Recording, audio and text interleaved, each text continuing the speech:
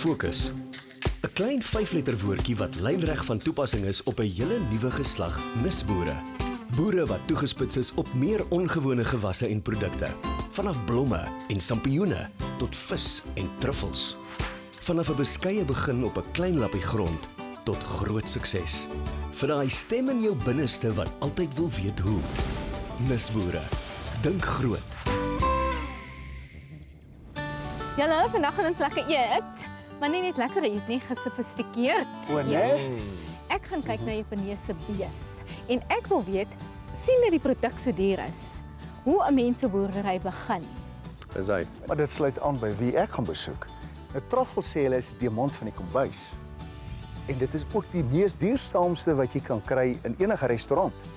So, maar ek moet uitvind hoe begin jy so boerdery en hoe volhoubaar is, anders het almal dit moes begin. Ja.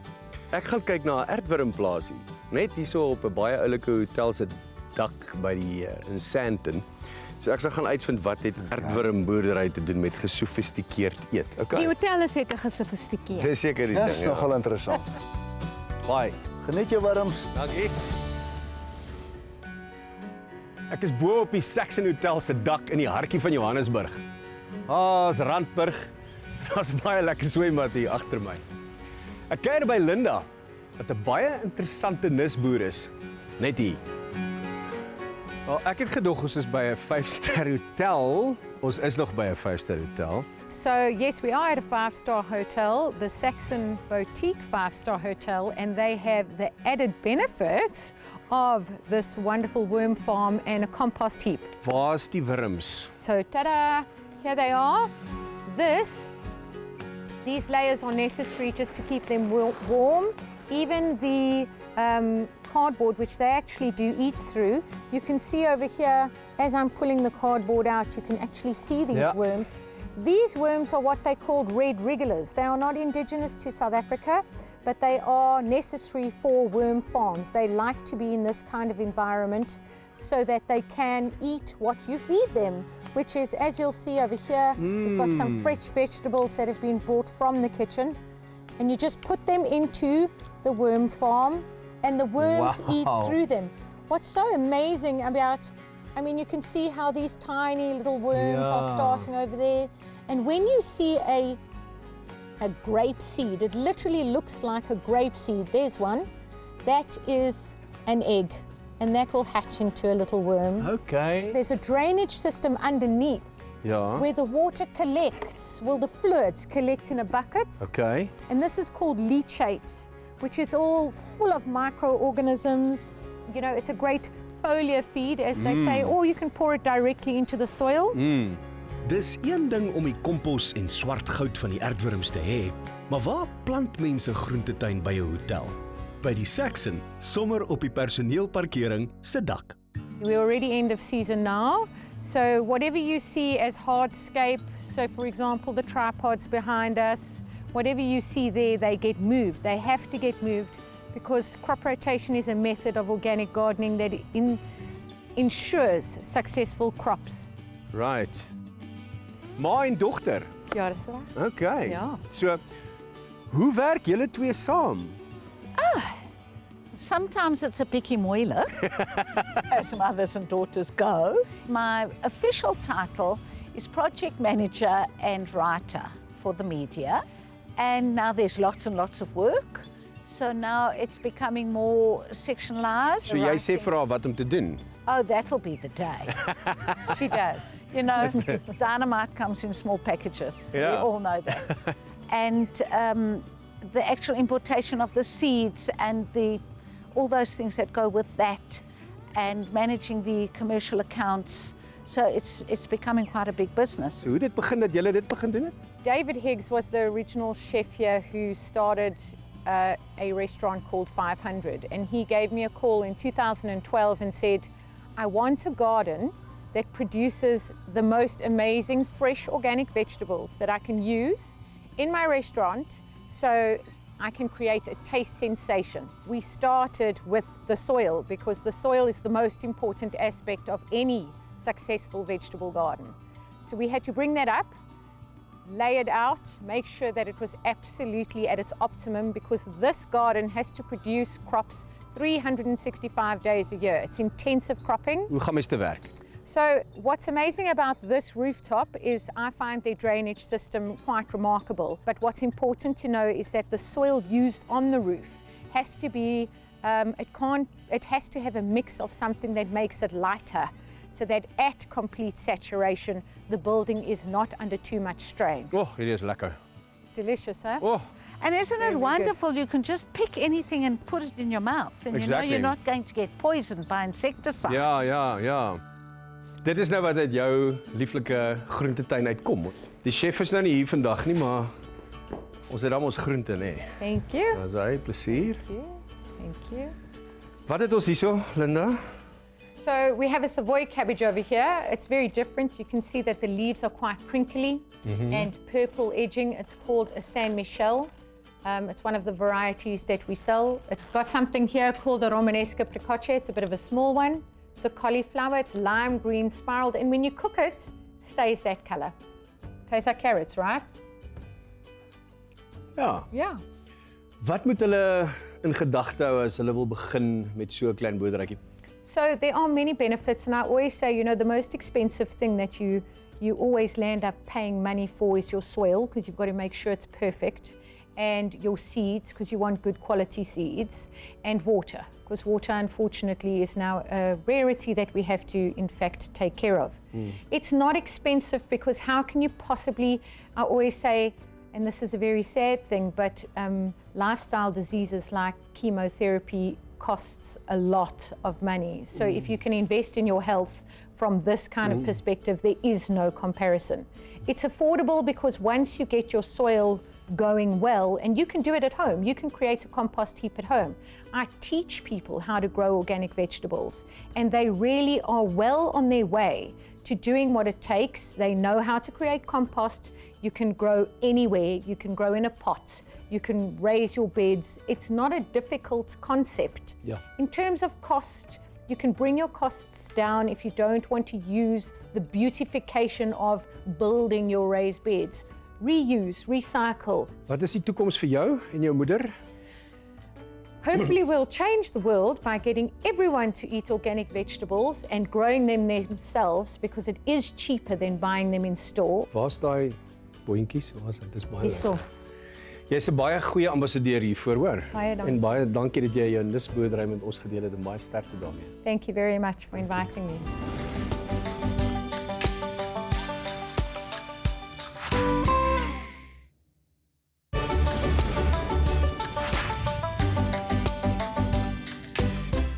Gewoonlik as jy op die Laagveld Agrochem proefplaas is, dan gesels ons oor ons groentetuintjie op die land, maar vandag gesels ons oor ons seil safari. Saam met die bemarkingsdirekteur van Laagveld Agrochem, Corneille, dankie dat jy hierso by ons is. En ek dink dit is 'n great idee. Ons kan nie wag nie, hè? Wat sê jy, Chris? Tassie, 'n Corneille, hoekom 'n boere seil safari? Ek dink ook daar's so baie ander geleenthede in boeredae, maar so vir 'n slag almal op een plek bymekaar kry en verlanger is net die gewone boeredag waar almal die aand oppak en loop. Hierso gaan ons vir 4 dae saam kuier en idees uitruil. So ons nêrens omheen weg te hardloop en ons gaan net maar die heel nuutste tegnologie en inligting en produkkennis met die mense deel. En mag die gesinne saamgaan? Baie verseker, ons wil hê die mense op die boot se gedagtes moet op 'n ander plek wees, so ons wil almal daar hê. Daar's meer as genoeg vermaak vir elke liewe ene. Die feit dat dit hulle iets gaan kos, hulle gaan natuurlik iets kry terug op hierdie bootreis, nê? Nee? Baie beslis nie, ons gaan mik om vir hulle baie meer waarde terug te gee as die koste van die reis in produkkennis en inligting en nuwe idees. Ons kry baie goeie sprekers vanuit Amerika ook met die heel nuutste inligting van daar af. Maar ons gaan ook genoeg geleenthede skep van nou tot wat die reis begin vir die kliënte en toekomstige kliënte hopelik ook om die geld weer van die kostes van hierdie bootreis terug te wen met aankope goed hier Laagveld. So dit is eintlik 'n goeie geleentheid vir almal om lekker te netwerk. Baie beslis, ja, wil almal op die boot gaan landbouverwant wees. Dit is definitief eksklusief vir landbouverwante mense en daarom gaan almal dieselfde dink en voel en dieselfde probleme en uitdagings hê en met mekaar bietjie kan skouers stuur. Soos 'n konferensie op die water. Beslis, ja, 'n langdurige konferensie, so dit gaan bietjie langer aanhou en ek dink tyd vir vrae wat gewoonlik kan nie is met 'n tipiese boeredag nie, gaan dan meer as genoeg nou wees. Dis reg, en die sprekers gaan daar wees. Ja, hulle gaan daar ja, so jy kan hulle op jou eie tyd kan gaan vra vasvra. Nou dit klink vir my na vet boerepret. Bring jou gesin, kry jou kaartjie en kom geniet dit saam met ons. Maar voor ek daarby uitkom, moet ek eers gaan inloer oor truffels. Ek kuier vandag by Neil van Rey in Hawaii, KwaZulu-Natal. Om skatte te jag is 'n ou en amper verlore tradisie. Maar wat van as jou eie skatte groei? Dis moeilik en jy gaan baie mis voor jy tref. Maar as jy 'n truffel ontdek, het jy jou skat gevind. Hoe het dit begin? Hoe het jy 'n idee gekry om met truffels te begin? Nadat jy gesien het 'n geleentheid om met truffels te boer? I was asked by the lady who started Truffles in the country, Donna Hornby, to help her with checking the tree micronization, and it went from there. My passion is mushrooms and fungus, and I've been in agriculture since about '94, and this is one of the crops that I feel offers the most value for a smallhold farmer and able to make a viable income. Truffles are unique. You can't compare them to another food. People compare them to various smells that they experience, but not another food. So they're very unique, which gives them a high value. Waar begin die truffelboerdery? So we start with the truffle itself. We'll break it up and put it onto the tree roots, or inoculate onto the tree roots, because truffles will only grow in conjunction with trees and specific trees. So hier is nou waar alles begin. As ek kyk na al hierdie akkerboompies wat hierso geplant is, en dit verskillende jare sien ek.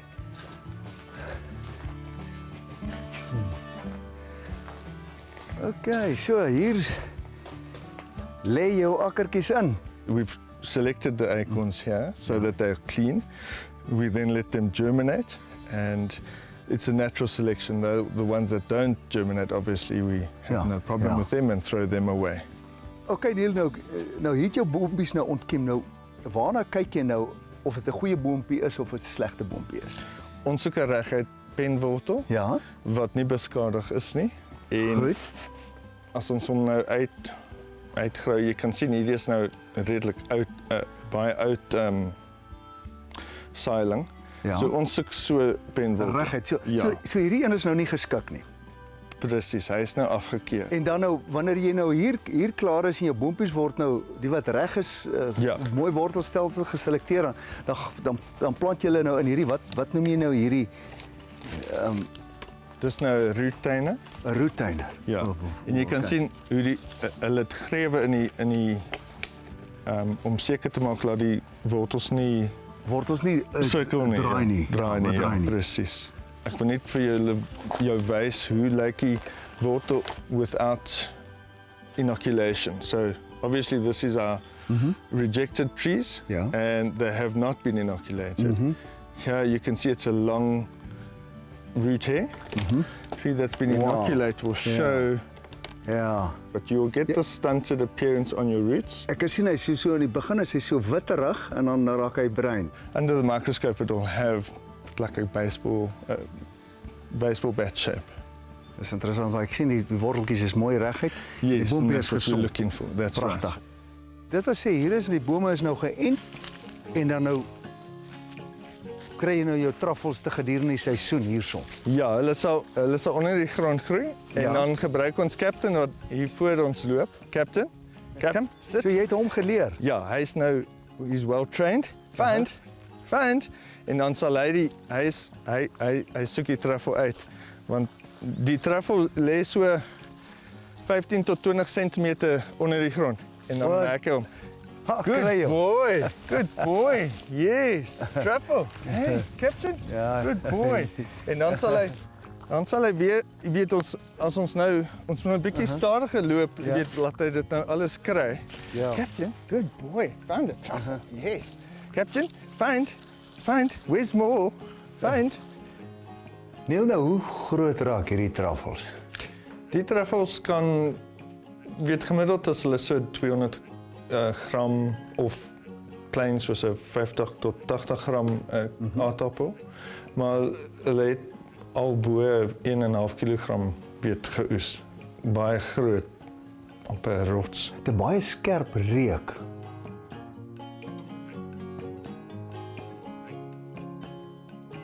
nog nooit so iets geproe nie.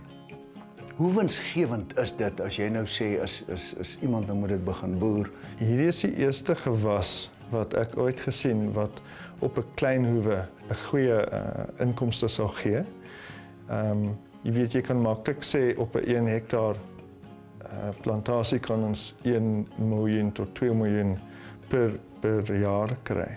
Per hektaar? Per hektaar, ja. So is baie winsgewend. Goeie geld. En jou insetkoste? Insetkoste is laag, weet, relatief.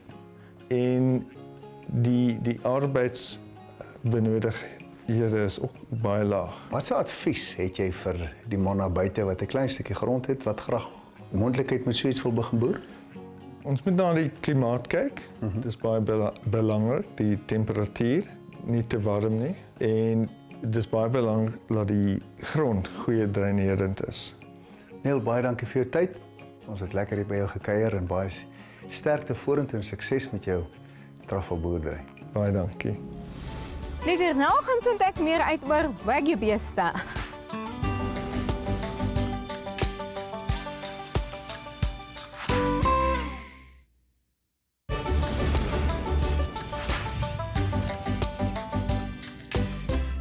Ek is in Elgin in die Weskaap op 'n baie koue tritsige dag. Die plaasnaam is Oak Valley. Maar ek is nie vandag hier om wyn te drink nie. Vertel ons 'n bietjie hoe dit alles begin het. So it all started with Antoni Viljoen. He's my great-great-grandfather, and then purchased Oak Valley in 1898. And I'm now the 5th generation. The farm has been in the family for almost 120 years. And I guess the pioneering spirit of Oak Valley continues.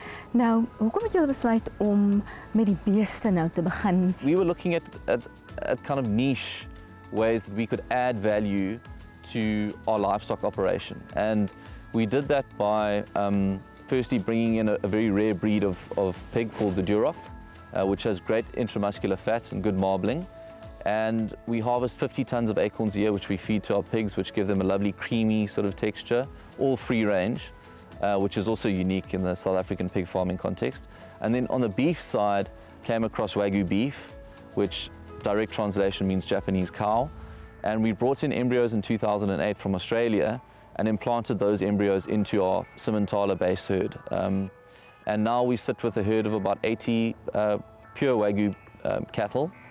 And Wagyu is just this brilliant eating experience. It's intramuscular fat, lots of flavor, richness, texture, and we just think the combination of the wines and the meats, and for all food and wine lovers out there, it's just a great experience. So verstaan ek nou reg, julle het nog nie geslag nie. It's taken 10 years just to build up the breeding herd, and we're at a point now where we will slaughter our first Wagyu in April next year.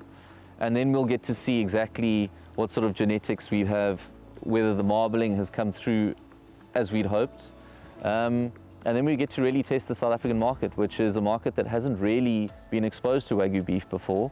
And I think there'll be a lot of education that needs to happen as to why it justifies the premium, what it is, and what people should expect when they eat Wagyu beef. Sê vir my, hoe lank is jy nou op die plaas? Man, ek is nou so 14 en 'n half jaar hier so. Verantwoordelik vir die lewende hawe afdeling hier op Oak Valley. 14 jaar. Dis reg. Dis 'n lang tyd. Dis 'n tydjie, ja. Wat is nou die verskil tussen die gewone bees hier agter my en die Wagyus daar oorkante?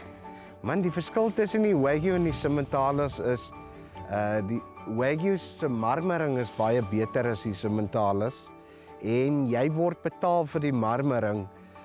Hoe beter die marmering, hoe beter is die prys per kilo vir die Wagyus.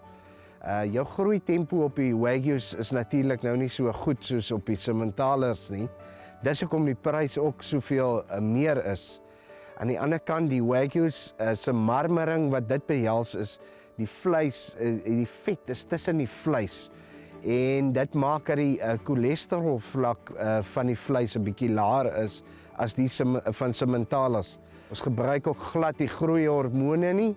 Ons probeer so naas moontlik aan organies boer en free-range. Wat is in die voeding? Ons is besig om kuilvoer te maak huidiglik en hooi vir die droë somermaande. Ons koop ook by die bierplaas van die appelpommes in, waarvan hulle klaar die appelsap gemaak het. Hy's baie hoë energie. 4 kg appelpommes is gelyk aan 1 kg mielies energiewaarde gewys. Nou, hoe word die kostes bepaal? Ons werk met die marmering kaart wat die Australiërs gebruik. So hoër die marmering, hoe hoër is die prys van die vleis per kilogram en natuurlik ook wat se snit jy wil koop. So jy kan van die snitte kan jy meer as R1000 per kilogram betaal. Hoe werk dit nou? Gee julle vir hulle bier met die spesiale masseringstegniek of hoe doen julle dit? Die stadium op Oak Valley, ons is nog nie in die proses. Ons het 'n masseermasjien waar hulle afrond wat hulle 'n bietjie masseer. Die massering help net ook om die marmering te verbeter.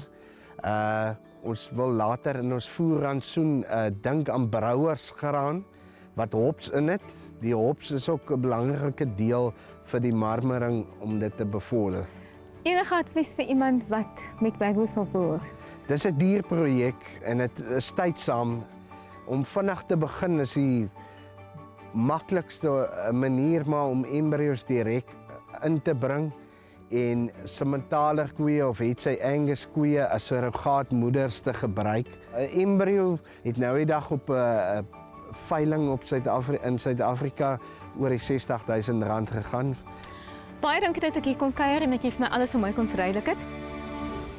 Julle Wagyu-beeste. 1 embryo kos R60,000. China. Die boer het dit ingevoer. Dit was 'n Japaneese geheim en hy het dit van Australië af ingevoer. So, hoë insetkoste. Hy gaan nou in April eers vir die eerste keer slag. En dan sal hy uitvind of die kruisings reg was of dit 'n sukses was om dit te verander.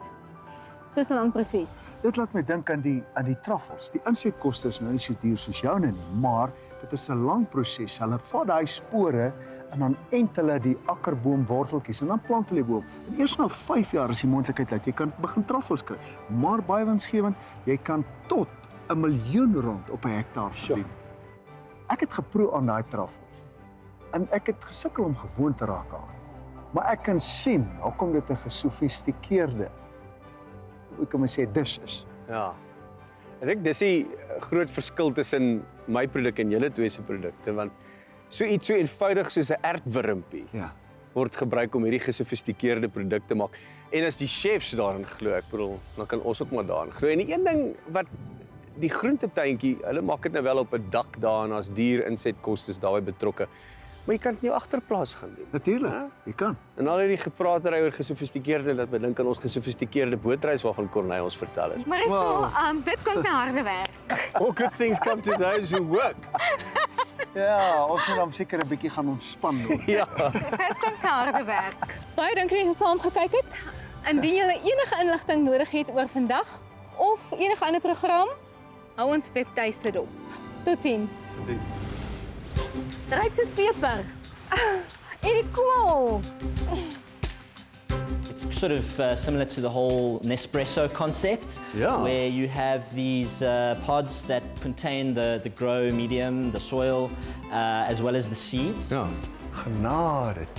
Thuis, wat gaan hier aan? Dit is nou seker een van die grootste kweekhuise wat ek nogal in my lewe gesien het. Soos wat jy nou op hierdie blaar kan sien, jy het die persrande aan die buitekant. So kool moet ons groen wees, hy moet nie pers wees nie.